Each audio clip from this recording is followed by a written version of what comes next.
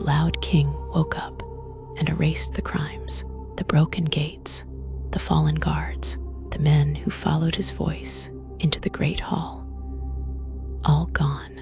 With one order, they were clean. For years, he had said, law and order is the kingdom.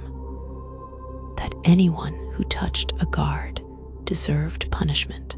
Today, he said, they are innocent because they were loyal. Violence, blood, and betrayal were renamed loyalty. He burned the scrolls, erased the day, silenced the scribes.